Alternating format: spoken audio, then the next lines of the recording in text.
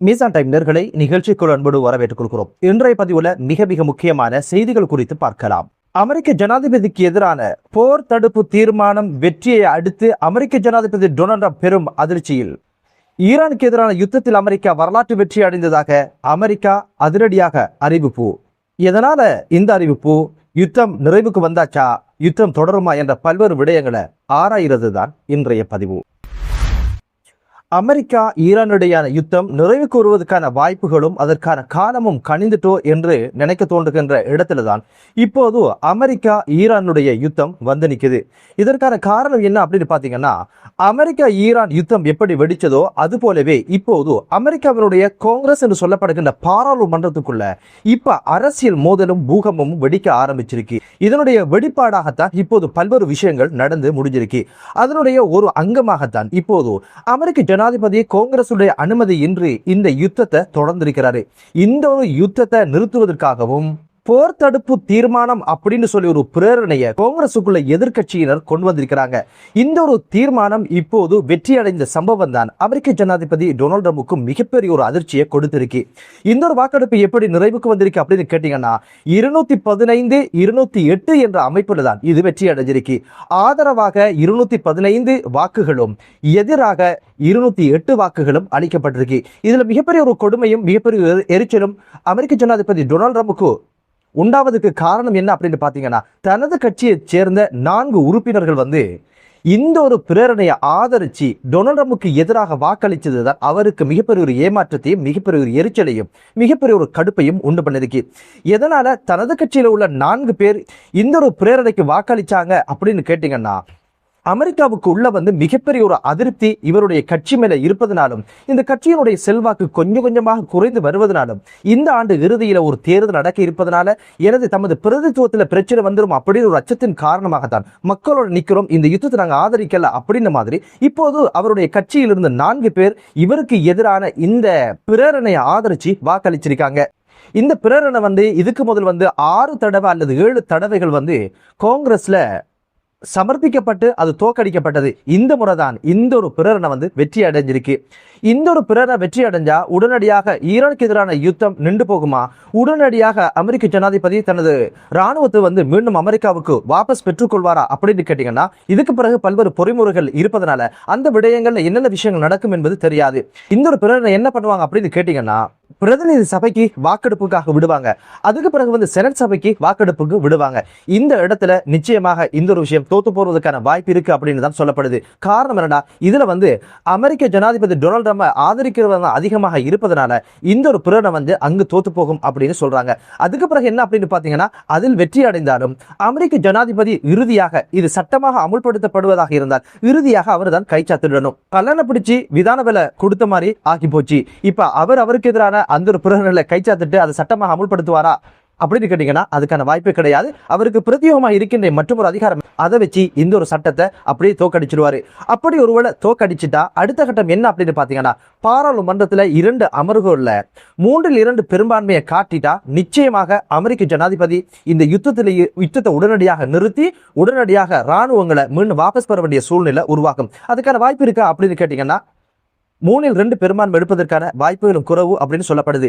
இதை தாண்டி தொடர்ச்சியாக ஈரானுக்கு எதிரான யுத்தத்துல நான் களங்காண்பேன், யுத்தத்தை நடத்தி முடிப்பேன் அப்படின்னு சொல்லி அடம்பிடிப்பாராக இருந்தா இப்போது இருக்கின்ற செல்வாக்கை விட கட்சியினுடைய செல்வாக்கு மிகவும் மோசமான ஒரு நிலைக்கு செல்வது மட்டுமல்லாம எதிர்வரும் தேர்தலில் இது ஒரு மிகப்பெரிய ஒரு தாக்கத்தை ஏற்படுத்தும் அப்படின்ற ஒரு நிலையும் உருவாகி இருக்குது. அதுபோக கட்சிக்குள்ளே டொனால்ட் ட்ரம்புக்கு எதிரான எதிர்ப்பும் வலுக்க ஆரம்பிச்சிருக்கு. அதனால டொனால்ட் ட்ரம்ப் இத்தோடு இந்த யுத்தத்தை முடிக்கிறது தான் சிறந்ததாக இருக்கும் அப்படின்னு சொல்லி ஒரு முடிவுக்கு வருவார் அப்படின்ற ஒரு விஷயமும் சொல்லப்படுது.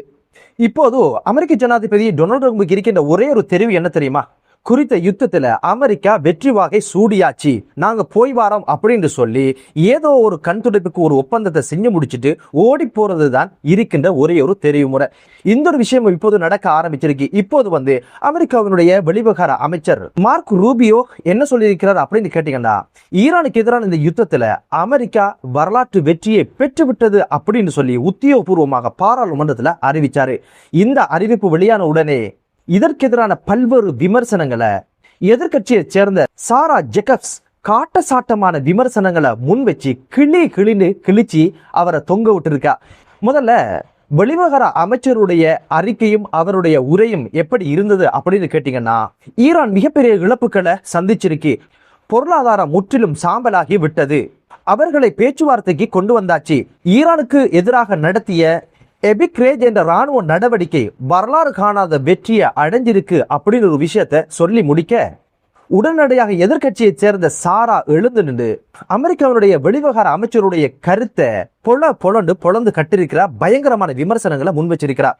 இவருடைய விமர்சனம் எப்படி தொடங்குது அப்படின்னு கேட்டீங்கன்னா, அமைச்சரே, அமெரிக்க மக்கள் ஒன்றும் முட்டாள் கிடையாது, இந்த போர் இன்னும் முடிவுக்கு வரல, நீங்கள் கூறும் எந்த ஒரு ஒப்பந்தமும் எட்டப்படல, பேச்சுவார்த்தைக்கு ஈரான் அடிபணியல்ல, வெற்றி என்ற வார்த்தைக்கு உண்மையிலே உங்களுக்கு அர்த்தம் தெரியாது இருக்கும், உண்மையிலே வெற்றி என்பதற்கான அர்த்தம் இப்போது ஈரான்ல பெறப்படல, உங்களுக்கு உண்மை தெரியாமல் அல்ல, அந்த உண்மையை சொல்லிட்டா உங்களுடைய பதவியும் பட்டமும் கலண்டு போகும், பறித்திருவாங்கன்ற அச்சத்துல உண்மையை மறைச்சு பொய்ய நீங்க உரைக்கிறீங்க, அதிபர் கேட்க விரும்பாத அந்த உண்மையை அவருக்கு முன்னால சொல்வதற்கு உங்களுக்கு தைரியம் இல்லை, அப்படியான ஒரு வெளிவகார அமைச்ச இந்த அமெரிக்க மக்கள் வேண்டி நிற்கல, தைரியமாக உண்மையை தலைவருக்கு முன்னால சொல்லுகின்ற திடகாத்திரம் உள்ள நல்ல சிந்தனையுள்ள ஒரு வெளிவகார அமைச்சரை தான் அமெரிக்க மக்கள் வேண்டி நிற்கிறாங்க, அதற்கான உரிமையும் அவங்க பெற்றிருக்காங்க அப்படின்னு சொல்லி பல்வேறு விமர்சனங்களை முன் வச்சிருந்தாங்க.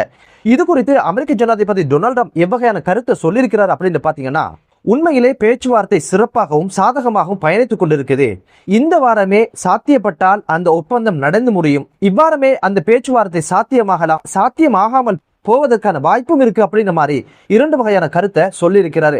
அவ்வாறு சாத்தியமானா இந்த வாரமே ஒப்பந்தத்தை நாங்க செஞ்சு முடிச்சிருவோம் அப்படின்ற மாதிரி, யுத்தத்தை நிறைவுக்கு கொண்டு வந்துரும் அப்படின்ற மாதிரி ஒரு கருத்தை சொல்லி இருக்கிறாரு. வெளிவகார அமைச்சர் சொல்றது போல இந்த யுத்தத்துல வெற்றி அடைஞ்சாச்சு, ஈரானியர்கள் தான் அடிபணிஞ்சு மன்றாடி ஒரு பேச்சுவார்த்தைக்கு போயிடலாம் அப்படின்னு அடம்பிடிக்கிறதாக இருந்தா எதற்காக சாத்தியப்படலாம் அல்லது சாத்தியப்படாமலும் இருக்கலாம் என்று அமெரிக்க ஜனாதிபதி டொனால்ட் ட்ரம்ப் சொல்றாரு என்பதுதான் புரியல. கடந்த கால பரஸ்பர தாக்குதல்கள் எதை சொல்லுது அப்படின்னு பாத்தீங்கன்னா, இந்த ஒரு பேச்சுவார்த்தைக்கு ஈரான் இணங்காவிட்டால் ஈரான் மீது தாக்குதல் நடத்துவதற்கு ஒத்திகை பார்க்கும் வகையில தான் திடீரென ஈரான் மீது அவ்வப்போது தாக்குதலை நடத்தியது. தாக்குதல் நடத்தி உடனடியாக ஈரான் பதில் தாக்குதல் நடத்த இல்லைன்னா ஈரான் பலவீனமாக இருக்குது, அதை சாதகமாக பயன்படுத்தி ஈரான் மீது தாக்குதல் நடத்தி பேச்சுவார்த்தைக்கு அடிபணிய வைக்கலாம் அப்படின்னு ஒரு விஷயம். அதிரடியாக ஈரான் பதில் தாக்குதலை நடத்தினா ஈரான் வலுவாக இருக்குது, மீண்டும் ஒரு யுத்தத்துக்கு போகக்கூடாது அப்படின்னு ஒரு முடிவு எடுக்கலாம் அப்படின்னு ஒரு விஷயத்துக்காகத்தான் அமெரிக்கா அவ்வப்போது ஈரான் மீது தாக்குதலை நடத்தி இருந்தாங்க.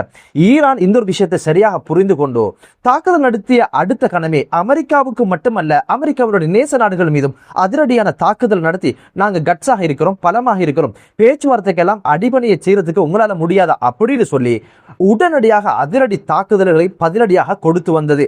அதனால் அமெரிக்காவுக்கு தெரிஞ்சு போச்சு, இப்போது ஈரானை அடிபணிய வைக்கிறதுக்கு ராணுவ நடவடிக்கை முடியாது அப்படின்னு ஒரு இடத்துக்கு வந்ததுனால இப்போது அமெரிக்காவுக்கு இருக்கிற ஒரே ஒரு சாய்ஸ் என்ன அப்படின்னு பாத்தீங்கன்னா, பேச்சுவார்த்தை என்ற ஒரு கண்துடைப்புக்கு ஒரு பேச்சுவார்த்தையை ஏற்பாடு செய்து இப்போது இந்த யுத்தத்துல அமெரிக்கா வெற்றி வகை சூடியாச்சு அப்படின்னு சொல்லி பூட்ட முடிச்செல்லாம் கட்டிட்டு புறப்படுறது தவிர வேறு வழி கிடையாது. காரணம் என்ன அப்படின்னு பாத்தீங்கன்னா, இந்த ஆண்டு மிக முக்கியமான 2 நிகழ்வுகள் அமெரிக்கால நடக்க போகுது.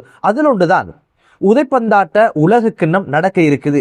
இந்த பாதுகாப்பு கெடுபிடிக்குள்ள அப்படியான ஒரு போட்டியை நடத்துவது சிரமமாக இருப்பதனால பாதுகாப்பு அச்சம் குறித்து பல நாடுகள் வராமல் இருப்பதற்கான வாய்ப்பு இருக்கு என்பதனால காட்பந்து உலக கிண்ணத்துக்கு முன்னால இந்த ஒரு யுத்தத்தை முடிக்கணும். அடுத்த ஒரு விஷயம் தான் எதிர்வரும் தேர்தல், அந்த தேர்தலுக்கு முன்னால இந்த ஒரு விஷயத்தை முடிச்சிடணும் அப்படின்னு ஒரு நிர்பந்தம் இருப்பதனால நிச்சயமாக அமெரிக்கா மீண்டும் ஒரு யுத்தத்திற்கோ அல்லது ஈரானை அடித்து அடிபணிய வைக்கின்ற விஷயத்திலோ களம் காணாது, மாறாக இந்த யுத்தத்துல வெற்றி அடைஞ்சிட்டோம், ஈரானியர்கள் பேச்சுவார்த்தைக்கு வந்துட்டாங்க, ஒப்பந்தங்கள் நடத்தி முடிச்சிட்டோம், எங்களுக்கு சாதகமான விளைவுகளை தந்துட்டு அப்படின்னு சொல்லி பெறகொட்டி பாட்டு படிச்சு ஆர்ப்பரிச்சு ஓடி போறதுதான் இப்போது அமெரிக்காக்கு இருக்கின்ற ஒரே ஒரு தெரிவு. காங்கிரசுடைய அனுமதி இல்லாம ஒரு அவசர காலம் அப்படின்னு சொல்லி அமெரிக்க ஜனாதிபதிக்கு ஒரு யுத்தத்தை மேற்கொள்ளலாம், வெளிநாட்டு யுத்தத்தை மேற்கொள்ளலாம். அது 60 நாளைக்கு தான் அனுமதி கொடுக்கப்படும்.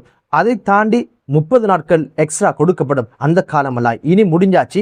இதுக்கு பிறகு இதை எப்படித்தான் அணுக போறாரு அப்படின்ற ஒரு கேள்வியும் எழ ஆரம்பிச்சதுனால, இத்தனை அழுத்தங்கள் இருப்பதனால ஈரானுக்கு எதிரான யுத்தத்தை எப்படியாவது முடிச்சு ஒரு உடன்படிக்கையோட நாட்டுக்கு போறதுதான் அவருக்கு சால சிறந்ததாக இப்போது தெரிந்திருக்கும். அதனால இந்த ஒரு யுத்தத்தை நிறைவுக்கு கொண்டு வருவதுதான் அவருக்கு இருக்கின்ற ஒரே தெரிவு என்பதனால பொறுத்திருந்து பார்க்கலாம். இந்த ஒரு விஷயத்துல அமெரிக்க ஜனாதிபதி எவ்வகையான முடிவு எடுக்கப்படுறாரு, யுத்தம் முடிஞ்சு அப்படின்னு போறதுனாலதான் உலக பொருளாதாரம் மீண்டும் கட்டியெழுப்பப்படுவதற்கான வாய்ப்பு இருக்கு. அதனால நீங்க தான் சாதனையாளர், வல்லவர், பொல்லாதவர் எல்லாமே நீங்க தான். இந்த யுத்தத்தை முடிச்சுட்டு போய்த்திருங்க ராசா அப்படின்னு ஒரு வினயமான ஒரு வேண்டுதலை முன்வைக்கிறதோட மத்திய கிழக்கு நாடுகள்ல ஒரு அமைதியான சூழல் உருவாகட்டும் என்ற பிரார்த்தனையோடு மற்றொரு காணொலியிலே உங்கள் அனைவரையும் சந்திக்கும் வரை விடைபெறுகிறேன். நன்றி.